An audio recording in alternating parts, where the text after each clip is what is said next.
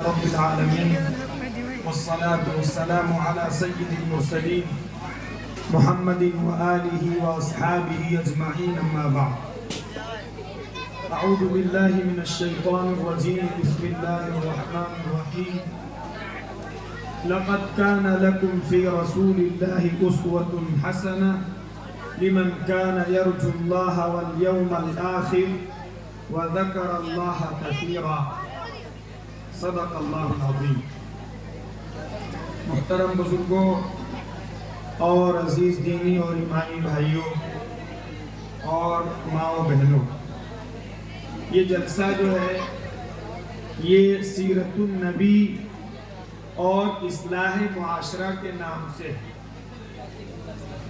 اور جہاں رسول اللہ صلی اللہ علیہ وسلم کی سیرت ہوگی، آپ کا طریقہ ہوگا، آپ کی تہذیب ہوگی، آپ کی لائی ہوئی سیویلائزیشن ہوگی، تو خود بخود معاشرہ سدھر جائے گا، سماج سدھر جائے گا۔ یہ بہت بنیادی چیز ہے کہ ہم اور آپ جتنا زیادہ اپنے آقا صلی اللہ علیہ وسلم سے اپنا تعلق جوڑیں گے، اپنے آپ کو آپ کے طریقے کا پابند بنائیں گے، آپ کی سنتوں کو اپنی زندگی میں داخل کریں گے، سجائیں گے، اور انہی سنتوں پر ہم فخر اور ناز اور پراؤڈ محسوس کریں گے،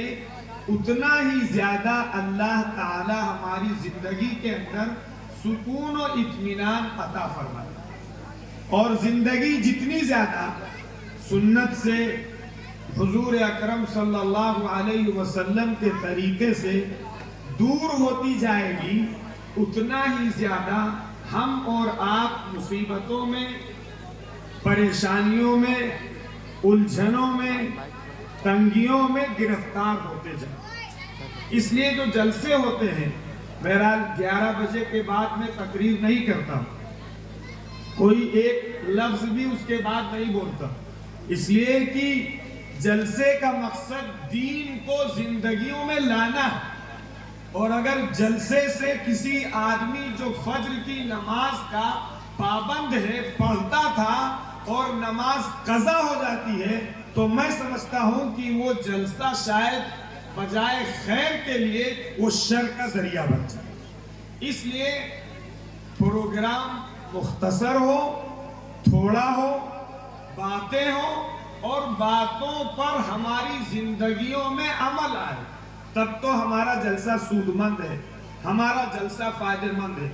جہاں تک تعلیم اور تعلم کے تعلق سے، مدرسے کے تعلق سے، ایجوکیشن کے تعلق سے بات آئی ہے، تو قرآن مقدس کا جو پہلا لفظ ہے اور پہلی آیت ہے، اس آیت میں اللہ رب العزت نے تعلیم پر زور دیا ہے۔ اس کا سبب کیا ہے؟ آپ غور کیجئے، ہماری قوم جس کی سب سے پہلی آیت قرآن مقدس کی اقرا، پڑھیے، تعلیم حاصل کیجیے، سب سے پہلی آیت جس قوم کی پڑھیے ہے، آپ اس قوم کی زندگیاں اور اس میں ان کے ایجوکیشن کا جو اسٹیٹس ہے، جو معیار ہے، وہ دیکھیے، تو جو سچر کمیٹی کی رپورٹ تھی، اس سب سے زیادہ جاہلوں کی تعداد، ان پڑھوں کی تعداد، الٹریٹ اور الٹریسی جو ہے وہ ہماری اپنی کمیونٹی میں۔ ایک بات۔ دوسری بات آپ کو جو سمجھنی ہے وہ یہ کہ پڑھنا، صرف پڑھنا، یہ اگر پڑھائی ہوگی اور پڑھائی کے بعد اس پڑھائی سے انسان کو اللہ سے، مالک سے، پروردگار سے نہیں جوڑا جائے گا، تو وہی پڑھائی انسان کے لیے وبال جان بن جائے، وہی ایجوکیشن کرپشن کا ذریعہ بن جائے۔ آپ اس کی بے شمار مثالیں ہو سکتی ہیں، میں آپ کو سمجھانے کے لیے ایک مثال دیتا ہوں۔ جیسے سماج میں ڈاکٹرز ہیں، لائرز ہیں، وکیل ہیں، آپ اگر ان کی زندگیوں میں تعلیم کے ساتھ ساتھ خدا کا دھیان اور خدا کے ساتھ ساتھ ایجوکیشن کو جوڑا گیا ہے تو وہ ڈاکٹر اپنی ڈاکٹری کے ذریعے سے لوگوں کی سیوا کرے، لوگوں کی خدمت کرے، لوگوں کے دکھ درد اور غم میں شریک ہوگا۔ اور اگر اس ڈاکٹر کی ڈاکٹری کو یا وکیل صاحب کی وکالت کو یا کسی اور پروفیشن یا کسی اور ایجوکیشن کی فیلڈ میں ماہر انسان کو اگر تربیت نہیں دی گئی ہے تو وہی ڈاکٹر، اسی ڈاکٹر کے سامنے آدمی تڑپ تڑپ کے دم توڑ دے گا، لیکن جب تک پیسہ نہیں جمع ہوگا ڈاکٹر مریض کو ہاتھ بولیے نہیں لگائے۔ حالانکہ اس کو خدا نے وہ تعلیم دی، خدا کی طرف سے اس کو ایک چیز کا علم اور ہنر دیا گیا، لیکن چونکہ اس کے دل و دماغ میں صرف پیسہ ہے، وہ پیسے کا پجاری ہے، اس کے دل و دماغ میں پیسوں کی لالچ رچ بس گئی ہے، رویا رویا اس کا پیسے کی لالچ سے ڈوبا ہوا ہے، تو صاحب اس کے سامنے آدمی تڑپ رہا ہو، اس کے سامنے آدمی دم توڑ رہا ہو، اس کے سامنے آدمی مر رہا ہو، اس کو اس کی کوئی پرواہ نہیں۔ اسی لیے قرآن میں صرف یہ نہیں کہا گیا تھا کہ پڑھیے، بلکہ کہا گیا تھا اقرأ بسم ربک الذی خلق، پڑھیے اس پروردگار کے نام سے جس نے تم کو پیدا کیا۔ تمہاری ایجوکیشن کے ساتھ ساتھ تمہارے دل و دماغ میں یہ بھی آنا چاہیے کہ اگر میں کسی انسان کی خدمت کر سکتا ہوں اور انسان کی خدمت کروں گا تو جس پروردگار نے ہمیں پیدا کیا ہے اس سے ملے نہ ملے لیکن وہ پروردگار ضرور دے گا۔ اس مینٹلٹی کے ساتھ ایجوکیشن سماج کے اندر آنی چاہیے۔ جتنے اسکولز ہیں، جتنے کالجز ہیں، بہت دکھ کے ساتھ، بڑے افسوس کے ساتھ کہ ان کالجز میں، ان اسکولوں میں یہ کانسیپٹ ختم کر دیا گیا ہے۔ انسان کی ہیومینٹی کی جو سروس، مانوتا کی جو سیوا اور انسانیت کی جو خدمت کا جذبہ ایجوکیشن کے راستے سے جو جنریشن میں پیدا کیا جاتا تھا، میرے عزیز و بزرگوں دوستوں، وہ جذبہ پیدا کرنا نہ کرنے کی فکر ہے، نہ اس جذبے کے ساتھ بچوں کو اور اسٹوڈنٹس کو پروان چڑھانے کی فکر ہے۔ تیسری چیز آپ یہ دیکھیں گے کہ قرآن مقدس کے اندر سب سے پہلی وحی پڑھنے کی کس سماج سے کی گئی؟ آپ جانتے ہیں عرب کا وہ سماج جس میں قتل و غارت گری تھی، لوٹ مار تھی، چوری ڈکیتی تھی، بےایمانی تھی، زناکاری تھی، شراب نوشی تھی، قمار بازی تھی اور تمام قسم کی برائیاں ساری کی ساری اس سماج میں تھی۔ اگر کسی بہت بڑے پڑھے لکھے آدمی سے، بہت بڑے انٹلیکچوئل اور ایجوکیٹڈ انسان سے پوچھا جاتا کہ صاحب ایسا گندا اور ایسا کرپٹڈ سماج ہے، اس سماج کے لیے آپ کو ایک آرڈر دینا ہے، ایک حکم دینا ہے، کیا حکم دیں گے؟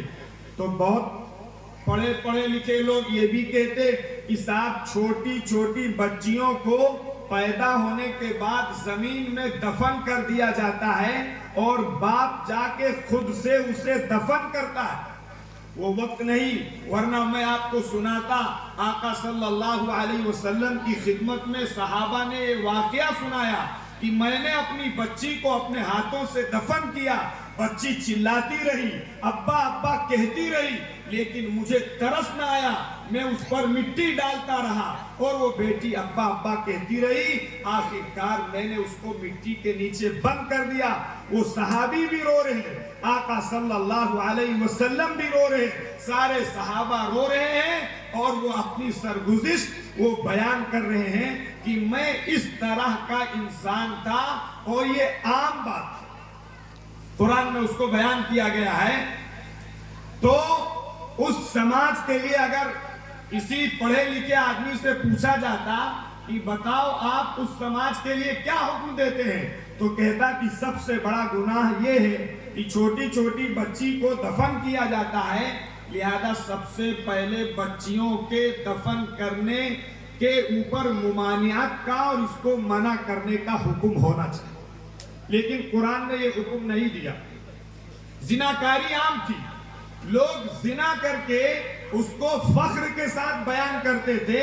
عرب کی شاعری میں آپ کو مل جائے گا، تو یہ حکم ہوتا کہ صاحب اس غلط فعل کی مذمت ہونی چاہیے اور اس کو منع کرنا چاہیے۔ شرک تھا، بت پرستی تھی۔ کعبۃ اللہ کے اندر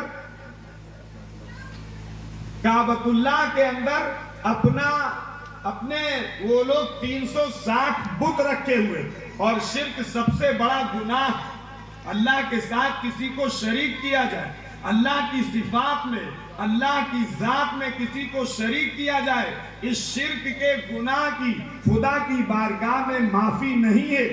تو کوئی کہتا کہ صاحب شرک کو فاربیڈن قرار دیا جائے، شرک کو ممنوع قرار دیا جائے۔ لیکن اور بھی بہت ساری چیزیں ہیں، تفصیل کا وقت نہیں ہے، بس مجھے 10-15 منٹ میں اپنی بات پوری کرنا ہے۔ ایسے سماج کے ساتھ، ایسے سماج کے اندر جہاں برائیاں، شرک، بت پرستی، چوری، ڈکیتی، بےایمانی، بچیوں کو دفن کرنا اور ساری غلط ایکٹیویٹیز موجود تھیں، اس معاشرے کے لیے قرآن نے سب سے پہلے جو حکم دیا وہ کاہے کا حکم دیا؟ ارے بولیں گے؟ سب سے پہلے ایک حکم دیا، ایک طرح بسم ربک الذی خلق الانسان من علق، پڑھیے اپنے اس پروردگار کے نام سے جس نے پیدا کیا، اور انسان کو لوتھڑے سے اور علق سے پیدا کیا۔ الذی علم بالقلم، جس نے انسان کو قلم کے ذریعے سے علم سکھا۔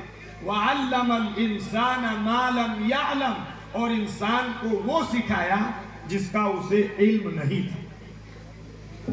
میرے عزیزو بزرگو دوستو، صرف قرآن مقدس کی یہ آیت اس لیے نازل کی گئی کہ اگر سماج کے لوگوں میں علم آئے گا اللہ کی معرفت کے ساتھ، تو چوری بھی ختم ہو جائے گی، بےایمانی بھی ختم ہو جائے گی، زناکاری بھی ختم ہو جائے گی، شراب نوشی بھی ختم ہو جائے گی، قمار بازی بھی ختم ہو جائے گی، آوارہ گردی بھی ختم ہو جائے گی۔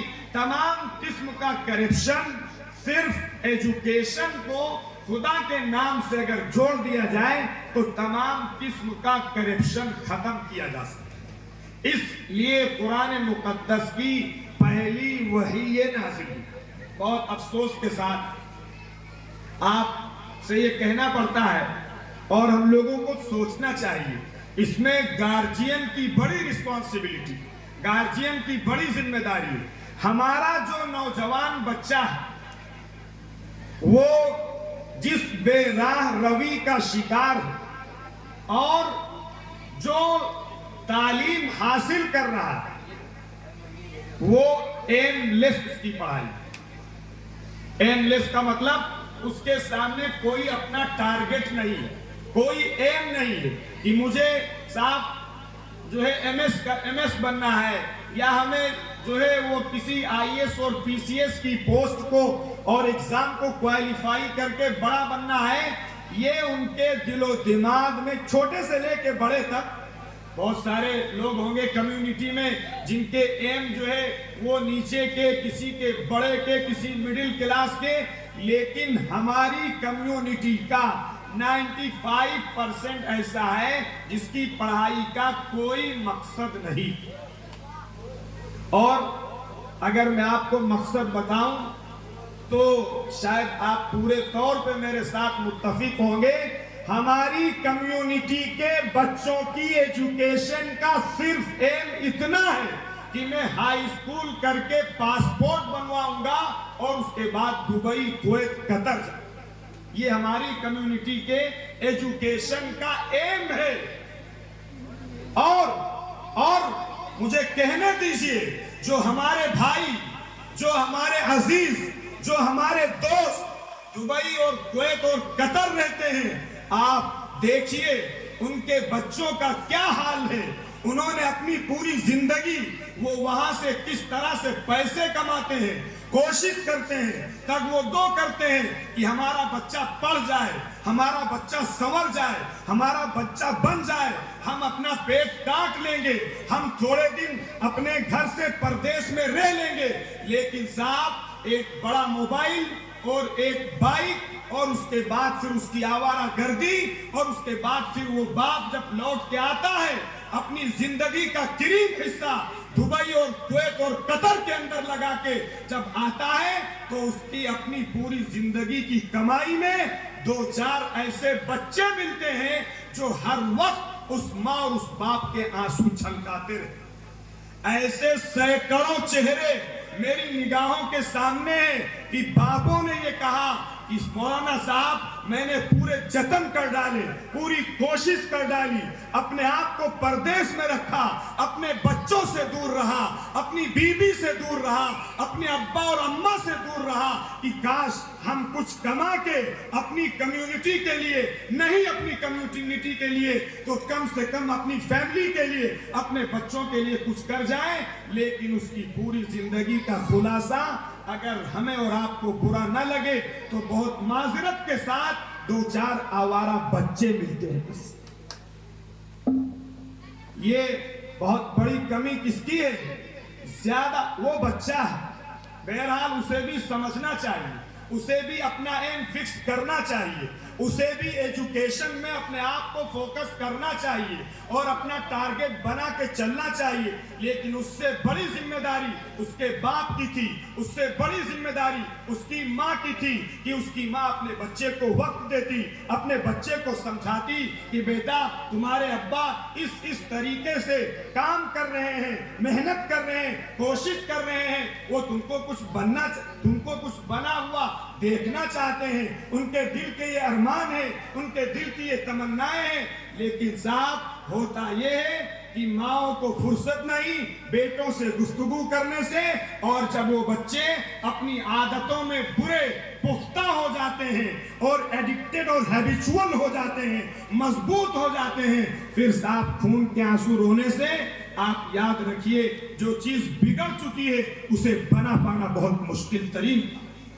آپ یہ نہ سمجھیے کہ مولوی صاحب سے ایک تعویذ لکھائیں گے چمتکار ہو جائے گا، کسی بزرگ سے دعا کروائیں گے صاحب زندگی بدل جائے گی. پوری زندگی پیسے دے کے، موبائل دے کے، بائک دے کے وہ بچہ رات میں آئے، وہ بچہ پوری رات غائب رہے، صاحب ہمیں کوئی فکر نہیں ہوتی ہے. اور جب وہ بچہ برائیوں میں پختہ ہو جاتا ہے، برائیوں کا بالکل عادی ہو جاتا ہے، اور آگے بڑھ کے کہوں کہ وہ شراب کا عادی ہو جاتا ہے، تب ہمیں ہوش آتا ہے، تب ہم سمجھتے ہیں کہ اب ہم کیا کریں. اس کی سادی اور سیدھی مثال ہمارے بزرگوں اور اللہ والوں نے دی ہے کہ کوئی درخت ہو، وہ چھوٹا درخت ہے، درخت ابھی بڑھ رہا ہے، آپ اس کو شاخیں اس کی ٹیڑھی ہو گئی، آپ اس کو صحیح کرنا چاہتے ہیں، معمولی سی رسی لائیے اور اس کو باندھ دیجئے، پورا درخت سیدھا ہو جائے گا. لیکن جب وہ درخت بڑا ہو جائے، اس کی شاخیں مضبوط اور موٹی ہو جائے تو پھر آپ رسی نہیں، رسہ نہیں، آپ کران بلا لیجئے، لیکن آپ اس کو سیدھا نہیں کر سکتے. میرے عزیز و بزرگوں دوستوں، سیرت رسول میں ہمیں یہی ملتا ہے.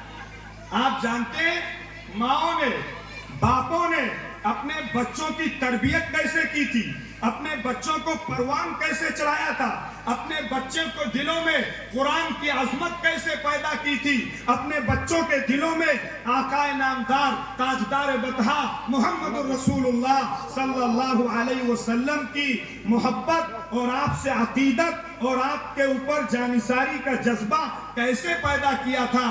میں آپ کو ایک قصہ سناتا ہوں، ماؤں کے لیے بھی کہتا ہوں، ماؤں کی یہ ذمہ داری ہے، باپوں کی یہ ذمہ داری ہے، گارجین کی یہ ذمہ داری ہے، ایلڈرز کی یہ ذمہ داری ہے، اسکول کے ٹیچرز کی یہ ذمہ داری ہے، مسجد کے مولوی کی یہ ذمہ داری ہے، مسجد کے امام کی یہ ذمہ داری ہے کہ اپنی پوری کمیونٹی کے اندر، اپنے پورے سماج کے اندر ایک ایسا جذبہ ہو، ایک ایسا ولولہ ہو اور ایک ایسا ڈائریکشن ہو جس ڈائریکشن پہ جانے کے بعد ہمارا بچہ پھر اپنی ماں کی آنکھوں کو ٹھنڈا کرے، اپنے باپ کی آنکھوں کو ٹھنڈا کرے، اپنے سماج کا نام روشن کرے، اپنے گاؤں کا نام جو ہے وہ صاحب بلند کر دے، اور کہا جائے کہ صاحب فلاں ڈی ایم اور فلاں ایس ڈی ایم اور فلاں بڑے بڑے ڈاکٹر، ٹاپ 10 کے ڈاکٹر یو پی کے وہ محمد پور کے ہیں۔ ایسا نہیں ہے کہ وہ ڈاکٹر کوئی آسمان سے اترتے ہیں یا زمین سے اگتے ہیں، وہ ہمارے ہی سماج کے لوگ ہوتے ہیں، لیکن انہوں نے اپنی پڑھائی کا ایم بنایا، انہوں نے اپنی پڑھائی کے اندر فوکس کیا، ان کے اماں ابا نے ہمیں ہمیشہ ان بچوں کے سامنے ان کا مقصد رکھا، اس لیے وہ اس درجے پہ پہنچتے ہیں۔ اگر ہم یہ کریں گے تو ہم بھی اسی درجے پہ آسانی کے ساتھ پہنچ سکتے ہیں۔ دیکھیں کیسے تربیت کی تھی۔ آج ہمارے نوجوانوں کو اگر میری بات تلخ نہ ہو، اپنے نبی کا طریقہ پسند ہے، اپنے نبی کی سیویلائزیشن پسند ہے، اپنے نبی کا کلچر پسند ہے، اپنے نبی کی تہذیب پسند ہے، یا ویسٹرن کلچر پسند ہے، مغربی تہذیب پسند؟ ارے بولیں گے؟ نبی کا طریقہ، نبی کا طریقہ بتا رہے ہیں، ٹھیک ہے، ابھی میں بھی بتایا دے رہا ہوں، صرف بالکل اوپن میں مثال پریکٹیکلی دیتا ہوں۔ آپ کو غیر محسوس طریقے سے ویسٹرن کلچر پلا دیا گیا، آپ کے رگ و ریشوں میں گھسیڑ دیا گیا، اور وہی ہم نے پراؤڈ کا ذریعہ اور فخر کی چیز اور فخر کا سبب ہم نے غیروں کی تہذیب کو بنایا، اور اپنے آقا کی تہذیب کو ہم نے، اللہ معاف فرمائے مجھے بھی، آپ بھی سب ایک ہی درجے کے ہیں، اس کو بیکورڈ کا درجہ دیا ہے ہم نے۔ دے دوں مثال میں؟ ارے دوں مثال؟ دیجئے۔ کچھ اب تو خیر وہ ختم ہو گیا، کوئی دوسرا کلچر آ گیا ہوگا۔ ابھی کچھ دنوں پہلے لوگ پینٹ پھٹی پہنتے تھے، خدا مجھے بھی معاف فرمائے، آپ کو بھی معاف فرمائے، یہ بہت دکھ کی بات ہے۔ یہ میں آپ کو ہنسانے کے لیے نہیں کہہ رہا ہوں، ہماری کمیونٹی کو ناچنے والے، گانے والے، نچنیاں، ہیرو، ایکٹرز جو انتہائی گندے کرپٹڈ ہوتے ہیں، جن کی زندگی میں شرم، جن کی زندگی میں حیا نام کی کوئی چیز نہیں ہوتی ہے، ہمارا نوجوان اس کے کلچر کو اپنانے میں اپنے لیے فخر محسوس کرتا ہے یا پھر اپنے لیے انسلٹ محسوس کرتا ہے؟ آپ بتا دیجیے۔ صحیح پینٹ پہن کر اور پھٹی پینٹ، میں نے پوچھا ایک صاحب سے ایسے ہی برسبیل مذاق کہ صاحب آپ کا پینٹ پھٹ گیا ہے؟ تو کہنے لگے نہیں وہاں صاحب، یہ جو پھٹا والا ہے یہ اتنے ہزار کا ہے اور جو صحیح والا ہے اتنے ہزار کا۔ یہ ہماری مت ماری تھی، ہماری عقلوں پہ غیروں کی تہذیب کا پردہ ڈال دیا گیا ہے۔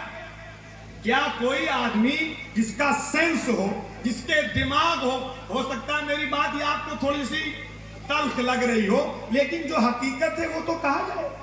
اگر آپ نے ہم کو بلایا ہے حقیقت کہنے کے لیے، دین اور اللہ اور رسول کی بات کہنے کے لیے، تب تو میں کہوں گا۔ آپ دیکھیے، اگر کسی کے پاس سینس ہو، عقل ہو، دماغ ہو، اور اس کو آپ پھٹا کپڑا دیجئے 500 روپیہ میٹر اور صحیح کپڑا دیجئے 300 روپیہ میٹر، کیا کرے گا؟ لے گا؟ ارے لے گا؟ لیکن یہاں کیوں لینے لگا؟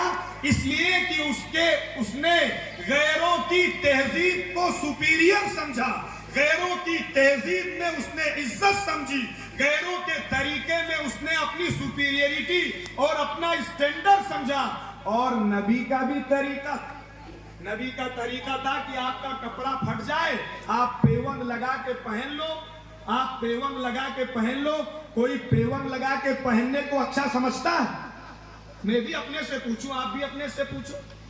کوئی فنکشن ہو، کوئی پروگرام ہو، اس میں پارٹیسپیٹ کرنا ہے آپ کو، اور آپ سے کہا جائے کہ صاحب آپ کے گھر میں اہلیہ محترمہ کہیں کہ ارے صاحب سب کچھ ٹھیک ہے، صاف صوف ہے، بس اس میں پیوند لگا ہے، آپ کے تیور چڑھ جائیں گے۔ اور اگر کوئی ظالم و جابر اور بد اخلاق ہوگا تو ہاتھ بھی اٹھا لے گا۔ اگر آپ کو نبی کے طریقے میں عزت محسوس ہوتی، اگر آپ کو نبی کے ساتھ سچی عقیدت ہوتی، اگر جلسے سیرت النبی کرنے میں آپ عمل کے ساتھ انٹرسٹڈ ہوتے، تو خدا پاک کی قسم آپ پیوند لگا ہوا پہن کر جانے میں کوئی ادنا حقارت محسوس نہ کرتے، اور یہ کہتے کہ یہ میرے نبی کا کلچر ہے، یہ میرے نبی کی تہذیب ہے، یہ میرے نبی کی سیولائزیشن ہے، میرے نبی نے پیوند لگا ہوا پہنا ہے، آج خدا نے مجھے بھی پہننے کی توفیق دی۔ آپ کا سر فخر سے اونچا ہوتا، اگر آپ کا سر فخر سے اونچا ہوتا ہے تو آپ سچے عاشق رسول ہیں، اور اگر آپ اپنا غصہ اور گرمی دکھاتے ہیں اور اپنے آپ میں آپ حقارت محسوس کرتے ہیں، تو قسم کھا کے میں کہہ دوں کہ ہم اور آپ سچے عاشق رسول نہیں، بلکہ سچے عاشق ویسٹرن کلچر، سچے مغربی تہذیب کے دل دادا، سچے مغربی تہذیب پر فریفتہ۔ اس لیے میرے عزیز و بزرگوں دوستوں، حالانکہ میں اتنی دیر بات نہیں کرنا چاہتا تھا، لیکن آپ جس طرح کنسنٹریٹ ہو کے اور بالکل متوجہ ہو کے سن رہے ہیں، بس میں وہ واقعہ سنا کے آپ کو اپنی بات ختم کرتا ہوں کہ عورتوں نے، مردوں نے اپنے بچوں کے دل و دماغ میں اپنے نبی کی محبت، اپنے نبی کے ساتھ تعلق، اپنے نبی کے ساتھ جانثاری کا جذبہ کیسے پیدا کیا۔ دو صحابی چھوٹے چھوٹے نو عمر ایک غزوے کے اندر تشریف لے گئے۔ غزوے کے اندر جب گئے تو جو صحابی تھے انہوں نے دیکھا کہ صاحب میرے بغل میں ایک چھوٹا بچہ ہے، معوذ ابن عفرا، تو دیکھا کہ ارے اگر کوئی ہٹا کٹا مضبوط توانا آدمی ہوتا تو غزوے کے موقع پر میرا ساتھ دیتا، میرے ساتھ آگے قدم بڑھاتا۔ وہ دل میں یہ سوچ رہے تھے، اتنے میں اس چھوٹے بچے نے کہا کہ اے چچا جان، اتعرف ابا جہل، کیا آپ ابو جہل کو جانتے ہیں؟ تو انہوں نے کہا کہ ارے بیٹا، ابو جہل کو لے کے تم کیا کرو گے؟ ادھر اس نے یہ پوچھا، دوسری طرف اس کا دوسرا بھائی تھا، اس نے بھی پوچھا کہ اے چچا جان، کیا آپ ابو جہل کو جانتے ہیں؟ تو انہوں نے پوچھا کہ بیٹا تم ابو جہل کو کیا کرو گے؟ وہ تو بہت بہادر ہے، وہ تو بہت بڑا سورما ہے، اور وہ تو بہت توانا اور طاقتور ہے، تم تو چھوٹے چھوٹے ہو۔ تو ان بچوں کا جذبہ دیکھیے، ان بچوں کے دل کے ارمان دیکھیے۔ آج ہمارے بچوں کے دل کے ارمان کیا ہے؟ اس لیے کہ ہمارے گارجین نے، ہماری ماں نے، ہمارے ایلڈرز نے ان بچوں کے اندر وہ جذبات، وہ ایموشنز، وہ کوالٹیز کریٹ نہیں کی۔ کیا فرمایا؟ کہنے لگا ایک بچہ کہ اے چچا جان، میں نے سنا ہے کہ وہ ابو جہل ہمارے آقا تاجدار بطحا احمد مجتبی محمد الرسول اللہ صلی اللہ علیہ وسلم کو گالی دیتا ہے، آپ کی شان میں گستاخی کرتا ہے، آپ کو برا بھلا کہتا ہے۔ اے چچا جان، آج میں اپنے اللہ سے عہد و پیمان کر کے آیا ہوں کہ یا تو میں جاؤں گا واپس یا اسے جانے دوں گا جو نبی کی شان میں گستاخی کرے، جو نبی کی ذات اور نبی کے ناموس کے اوپر کوئی انگشت اور کوئی انگلی اٹھائے۔ فرمایا کہ یہ چچا جان آپ صرف مجھے بتائیے اس بدبخت کی نشاندہی کیجئے جو میرے آقا کو گالی دیتا ہے، میرے آقا کو برا بھلا کہتا ہے، میرے آقا کی شان میں گستاخی کرتا ہے، آج میں جاؤں گا یا وہ جائے گا۔ اتنے میں وہ نکلتا ہے اور وہ صحابی کہتے ہیں میں نے کہا یہ ہے تمہارا شکار، یہ ہے وہ ملعون، یہ ہے وہ بدبخت، یہ ہے وہ کمینہ جو تیرے نبی کی شان میں گستاخی کرتا ہے۔ وہ چھوٹے چھوٹے بچے اٹھے اور آگے بڑھے اور آگے بڑھنے کے بعد اس کا کام تمام کر دیا۔ کیا ہمارے بچوں میں اپنے نبی کے ساتھ کوئی محبت، کوئی جذبہ، کوئی تعلق، کوئی عقیدت ہے؟ صرف اس کی ایک مثال میں دیتا ہوں آپ کو۔ ہمارے اور آپ کے سامنے کوئی ہمارے اور آپ کے ابا کو گالی دے، کیا کریں گے آپ؟ یہ پردھان صاحب کیا کریں گے؟ بیٹھے رہیں گے؟ آپ کے خون میں گرمی پیدا ہو جائے، آپ کی آنکھیں گردش کرنے لگیں گی، آپ کے روئیں کھڑے ہو جائیں گے کہ یہ ہمارے باپ کو گالی دیتا ہے، ہماری ماں کو گالی دیتا ہے۔ آپ برداشت نہیں کر سکتے ہیں، لیکن نبی کے طریقے کے ساتھ کھلواڑ کیا جائے، نبی کے طریقے کو دفن کیا جائے، نبی کی سنتوں کو پامال کیا جائے، نبی کی سنتوں کا مذاق اڑایا جائے، نبی کی تعلیمات کے ساتھ کھلواڑ کیا جائے، کیا ہمارے چہرے کے ایکسپریشنز کچھ ظاہر ہوتے ہیں؟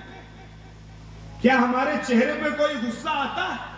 کیا ہمارے بدن کے اندر کوئی تھرتھراہٹ آتی ہے؟ گویا کی فرما دیا گیا تھا لا یؤمن احدکم حتی اکون احب الی من والدہ وولدہ والناس اجمعین۔ کوئی انسان مومن نہیں ہو سکتا، چاہے وہ مرد ہو چاہے وہ عورت ہو، کوئی انسان مومن نہیں ہو سکتا جب تک کہ میں یعنی آقائے نامدار تاجدار بطحہ محمد الرسول اللہ صلی اللہ علیہ وسلم فرمایا لا یؤمن احدکم حتی اکون احب الی، اس کے ابا سے، من والدہ و ولدہ، اور اس کے لڑکے سے اور تمام لوگوں سے میں سب سے زیادہ محبوب نہ ہو جاؤں تب تک وہ انسان مومن نہیں ہو سکتا ہے۔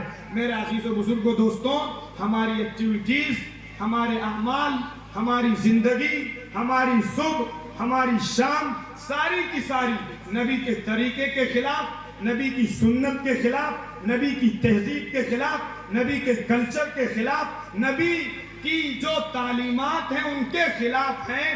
اور ہم اور آپ یہ سمجھتے ہیں کہ جب 12 ربیع الاول آئے گا تو کچھ کمکمہ اور غبارہ لگائیں گے اور ایک شامیانہ تانیں گے اور 2-4 مولوی صاحب کو بلائیں گے، 2-4 شعراء کو بلائیں گے، شعراء اپنے قصیدے گائیں گے اور نبی کی گلیوں میں ٹہلائیں گے اور نبی کی شان میں صاحب بتائیں گے کہ ہم یہ کر دیں گے وہ کر دیں گے اور تقریر کی جائے گی۔ اس کے بعد جب صبح ہوگی ہماری زندگی پوری اسی کی اسی طرح، نہ کوئی جذبات میں تبدیلی، نہ کوئی ایموشنز میں چینجز، نہ کوئی زندگی میں تبدیلی، نہ صاحب کسی قسم کا کوئی تبدیلی نہیں۔ آپ یاد رکھیے اگر ہم نے اپنی زندگی میں اپنے نبی کے طریقے کو امپلیمنٹ نہیں کیا، اپنے نبی کے طریقے کو اپنے اوپر لاگو نہیں کیا تو خدا پاک کی قسم پوری دنیا مل کے آپ کو عزت نہیں دے سکتی۔ اگر عزت چاہیے، سکون چاہیے، اطمینان چاہیے، بہترین لائف چاہیے، خدا کی رضا چاہیے، رسول اللہ کے ہاتھوں سے آب کوثر چاہیے، صرف شعر گنگنانے سے نہیں مل جائے۔ اور شعر گنگنانے پہ 750-500 دے دینے سے آب کوثر نہیں مل جائے گا۔ نبی نے فرمایا تھا کل کو کچھ لوگ آئیں گے اور نبی ان کو اپنے ہاتھ سے جام پلانے کے لیے بڑھیں گے، فرشتے کہیں گے اے اللہ کے رسول آپ ان کو مت پلائیے، یہی لوگ ہیں جنہوں نے آپ کے بعد نئی نئی چیزوں کو ایجاد کیا تھا، آپ کے طریقے کو پسے پشت ڈال دیا تھا، آپ کے طریقے کا مذاق اڑایا تھا، آپ کی سنتوں کو دفن کیا تھا۔ فرمایا نبی فرمائیں گے سحقاً سحقا، ہٹاؤ ان کو، دور کرو ان کو قریب نہ آنے دو۔ اگر اس وقت ہم دھتکار دیے گئے، ہم پھٹکار دیے گئے، ہم بھگا دیے گئے. آپ یاد رکھیے اللہ تعالیٰ کی طرف سے بھی کوئی نصرت نہ وہاں ہوگی نہ یہاں ہوگی. اس لیے میرے عزیزوں بزرگوں دوستوں ہم سب نیتیں کریں کہ انشاءاللہ اپنے بچوں کو صحیح تعلیم دلوائیں گے. دوسری چیز اپنے بچوں کی صحیح تربیت کریں گے, ان کو وقت دیں گے. گورو ہرہا کی طرح 24 گھنٹہ صرف کاروبار اور پیسے کے چکر میں رہ کر آپ سکون نہیں پا سکتے ہیں. آپ کے بچے نیک ہوں گے, آپ کے بچے کوالیفائیڈ ہوں گے, آپ کے بچے ایجوکیٹڈ ہوں گے, آپ کے بچے کلچرڈ ہوں گے, آپ کے بچے سیویلائزڈ ہوں گے. تھوڑے پیسے میں اللہ آپ کو عزت دے دے گا. اور آپ کے بچے آوارہ ہو گئے, آپ کے بچے غلط راستے پہ چلے گئے, آپ کے بچے جواری ہو گئے, آپ کے بچے شرابی ہو گئے, آپ کے بچے گناہوں کے اڈوں پہ چلے گئے, پھر آپ پیسے کی کھرہی کے بعد بھی آپ خون کے آنسو اپنی اس دنیا میں بھی روئیں گے, مرنے کے بعد بھی رونا پڑے گا. اس لیے اپنے بچوں کو صحیح تعلیم و تربیت دیں گے انشاءاللہ. چوتھی چیز اپنی زندگی میں نبی کے طریقے میں عزت سمجھیں گے, غیروں کے طریقوں پہ تھوک دیں گے اور یہ سمجھیں گے کہ ہمارا تھوک جو ہے وہ اس سے بیٹر اور بہتر ہے کہ ہم اس کے اوپر تھوکیں, ہمارا تھوک کی ویلو زیادہ ہے. لیکن افسوس کہ اگر غیروں کی طرف سے, مغربی تہذیب کی طرف سے کوئی قے آ جائے تو اس کو بھی چاٹنے کے لیے ہمارا نوجوان تیار ہے. جیسا کہ میں نے ایک مثال دی اس سے آپ کے سمجھ میں آ گیا ہوگا. اللہ تعالیٰ مجھے بھی سنت کے مطابق اپنی زندگی گزارنے کی توفیق عطا فرمائے اور ہم سب لوگوں کو سنت کے مطابق زندگی گزارنے کی توفیق عطا فرمائے. باتیں بہت ساری تھیں لیکن بہرحال وقت بھی اس کی اجازت نہیں دیتا ہے. آپ حضرات بھی بہت پریشان ہو چکے ہیں, لیکن ہم سمجھتے ہیں کہ میں نے ایسے لوگ پہلی بار دیکھے ہیں کہ صاحب بارش ہو رہی ہے اور سب لوگ بیٹھے بھی, کوئی چھاتا لگائے, کوئی جیسے بھی, کوئی بھیگ بھی رہا ہے. اللہ تعالیٰ یہ آپ کے رسول سے محبت کی دلیل ہے, یہ آپ کے قرآن سے محبت کی دلیل ہے. لیکن اب صرف محبت اس وقت سچی ہوگی جب وہ ہماری زندگی کے اندر آ جائے. اللہ تعالی ہم سب کو عمل کی توفیق عطا فرمائے. وآخر دعوانا الحمدللہ.